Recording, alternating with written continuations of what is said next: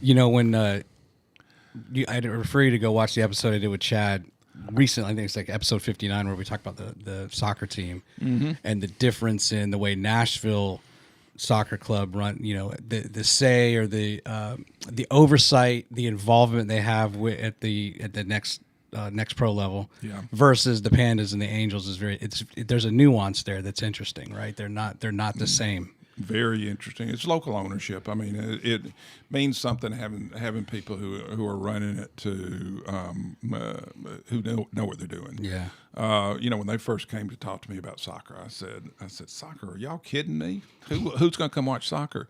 They said, well, if you go to Atlanta, the Atlanta soccer team is outpolling the football team, NFL team. If you go to Nashville, you're going to see 27,000 people in stands watching soccer in the Titans Stadium. And I said,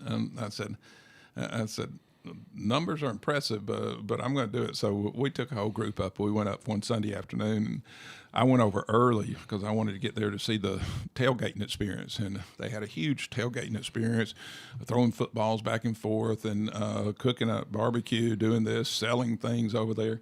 It was just like a little carnival and a fair, and it happened every Sunday when they played. And so they're sitting there, and we catch up with the ownership. I don't know if they knew that we came in early just to check them out. Well, I did. And we started talking to them and had a great conversation. And then we went in the stadium, and it was the old Titan Stadium. But people started coming and coming and coming. And that day, 27,000 people were sitting there watching professional soccer in Nashville. And I watched about half of the match, and at that time I didn't understand anything about soccer, and I was kind of watching. I wasn't sure what I was watching, and I didn't want to ask them to show them how red I was, how I had no idea what was going on, and so I watched about half, and then I went and got in the car and came back home. But it was a great telltale experience when you started talking to them, and then when you met the owners, John Ingram and his family, and Ian Ayers, and hear about his experience in soccer, and he talks with an English accent, so he's got to be good. Exactly. He knows what he's doing. Then I watched a couple of episodes of Ted Lasso, and but finally I read the book The Club, and the book The Club is very interesting. It talks about how the tiers of soccer are in England, and then it goes in and tells a little bit about more of the European system, and then you start thinking, and all of a sudden there's an Italian league, there's a French league, there's a Spanish league, and then there's Asian leagues, and then there's Middle Eastern leagues, and all of a sudden you realize that this isn't just a game like SEC football where the SEC is involved. This is a worldwide sport. Yeah. And it had a worldwide pull, and also it had a very international pull.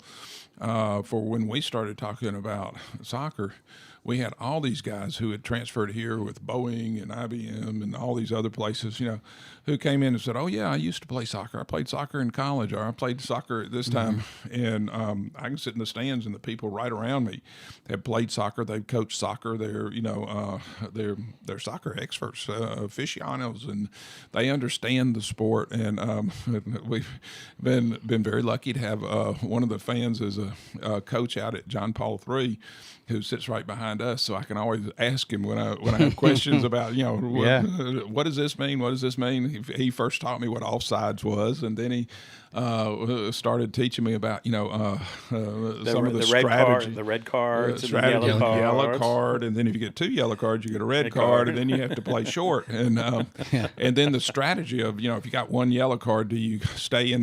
Do you keep that person in, because if he gets a second yellow card, all of a sudden you're 1 man short. Yeah. So it's been fascinating. It's been a fascinating education for me, but more than that. Last night we had 4,500 people at that. There were 5,000 people downtown at the music festival at Jazz in the Parks. 4,500 people in the stadium watching soccer. Wow. And you can really say that any given night now, if you want something to do, you're going to find something to do in Huntsville, Alabama.